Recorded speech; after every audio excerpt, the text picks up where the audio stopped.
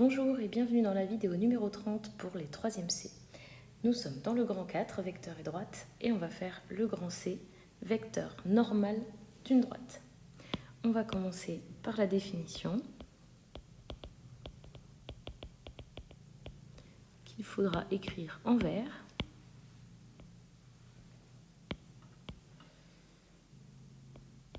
Un vecteur normal d'une droite D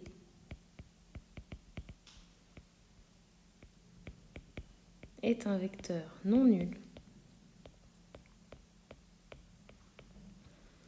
orthogonal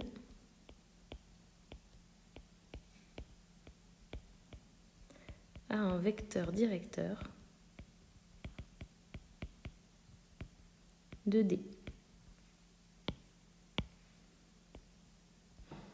Définition de vecteur normal. Je vous dessine un petit exemple juste en dessous. Donc on fait une droite D. Dessus vous mettez un vecteur directeur.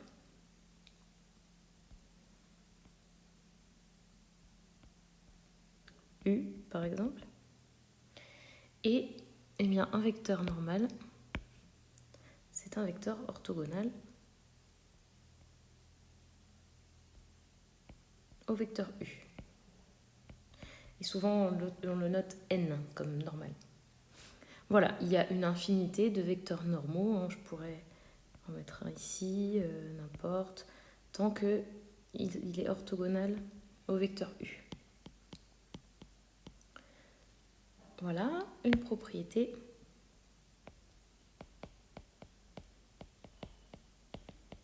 à écrire en rouge.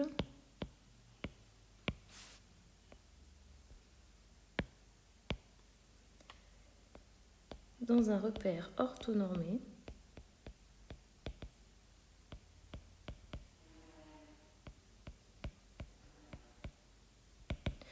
si je prends une droite D qui a comme équation alpha x plus bêta y plus gamma égale 0, donc c'est une équation cartésienne, alors eh bien, le vecteur n a comme composante alpha, bêta. Donc, encore une fois, l'équation cartésienne nous donne des informations qu'on n'avait pas forcément avec l'équation réduite. Donc il faut savoir passer l'une à l'autre pour trouver les informations qu'on cherche. Donc ici, le alpha et le bêta, donc les coefficients devant le x et le y, nous donnent les composantes d'un vecteur normal. On va regarder un exemple.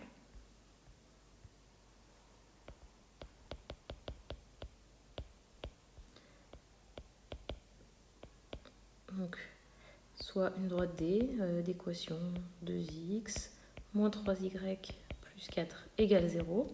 Donc on a une équation cartésienne de la droite D. Eh bien, un vecteur normal aura comme composante 2 moins 3. Donc, le coefficient du x et le coefficient du y. Du coup, on va faire encore une propriété en rouge.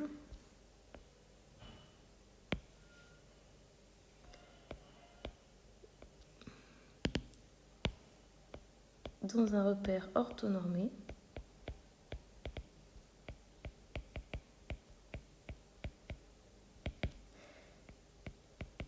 je vais prendre deux droites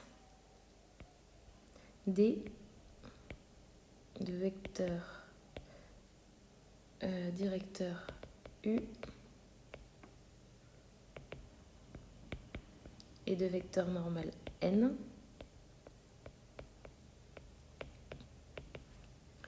Et D' de vecteur directeur U' et de vecteur normal N'.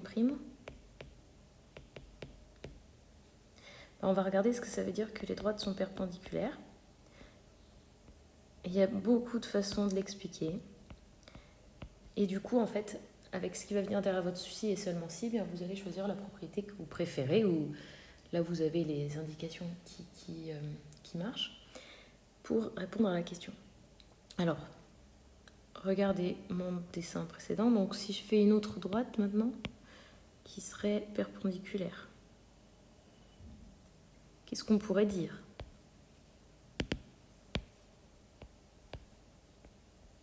Si je fais son vecteur unitaire et un vecteur normal. Alors, elles sont perpendiculaires à quelles conditions? Comme vous le voyez, à la condition que les vecteurs unitaires soient orthogonaux.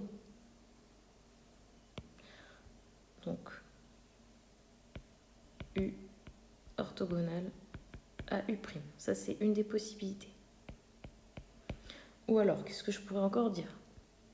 Eh bien, les vecteurs normaux sont aussi orthogonaux, du coup. Donc, ça marche en disant n est orthogonal à n'. Mais si j'ai pas envie d'utiliser l'orthogonalité, regardez un petit peu le vecteur directeur de D avec le vecteur normal de D'. Eh bien, ceux-là, ils sont collinéaires. Donc, U et N sont collinéaires.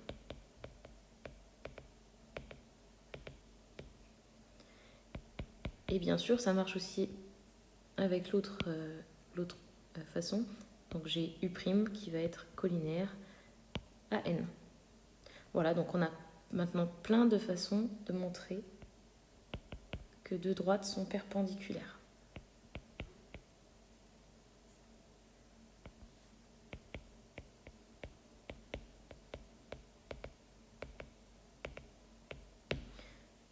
Et voilà, donc on va voir dans la prochaine vidéo des nouvelles méthodes de calcul. Mettez un pouce bleu si vous avez tout compris.